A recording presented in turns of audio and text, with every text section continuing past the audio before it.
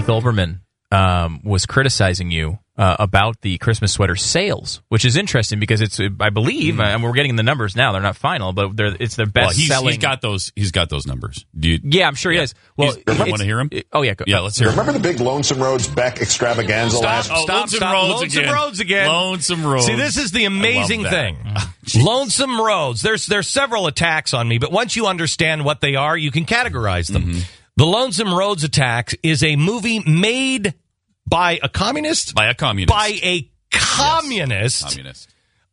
In the 1940s, I think, or 1940s or 50s, okay? Mm-hmm. A communist film on a guy who seemed sincere on television. It was total cynicism. But it was totally false. He was only in it for the money, okay? As all capitalists are. Of course. They're evil. Right. You cannot say these things and actually be truthful. So there's one of the attacks on me, and you'll see this. There are several different categories.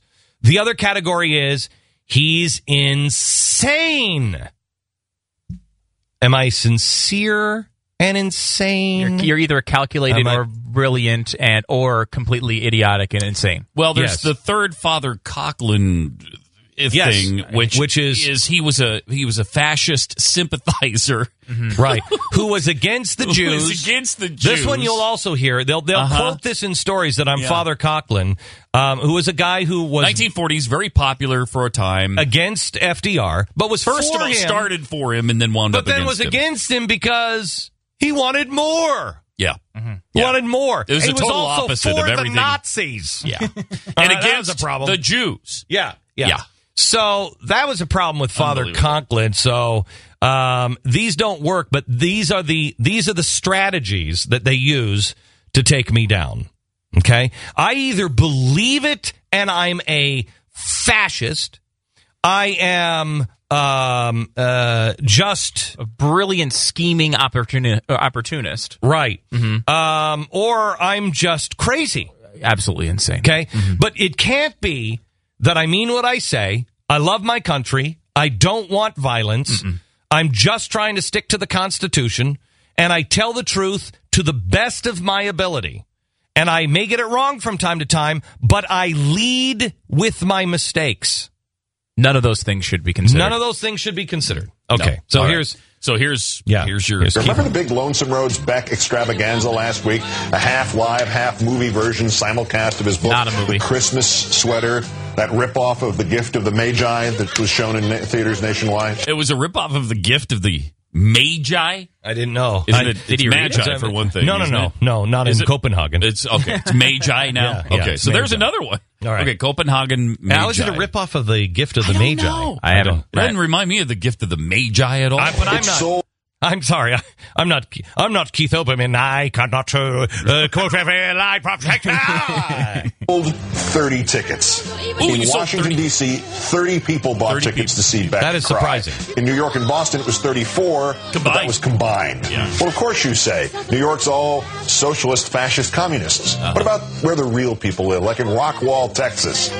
94 tickets in Texas. 94 in the theater, only 193.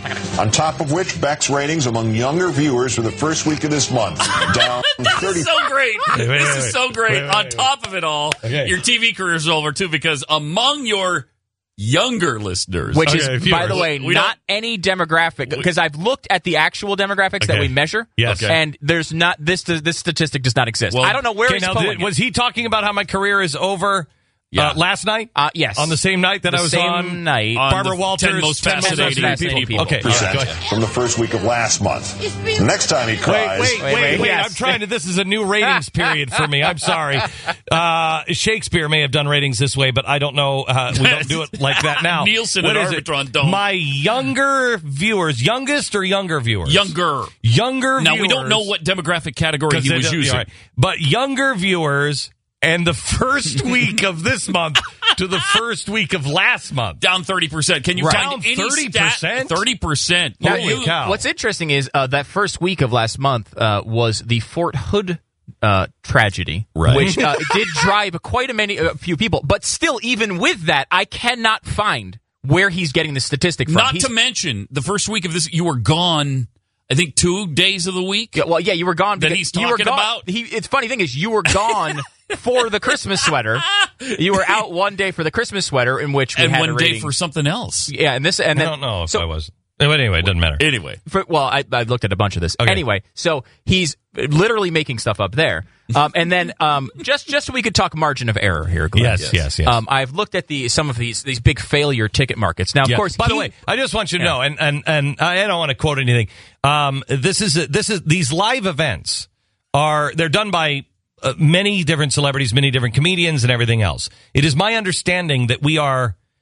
I'm just going to be safe and say top 5. Yeah, easily. In all live events. But interestingly enough, number one, he took these numbers directly from a blog with no other sources. Okay. No other sources. We have the actual numbers, of course, and the average margin of error I found in the first few that I've checked is over 2,000%.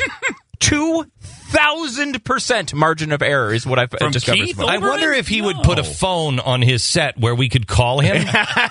If he would put a phone, because if I had the ability to call him and I had the facts on how wrong he was, why wouldn't I call him in the middle of the show to correct him?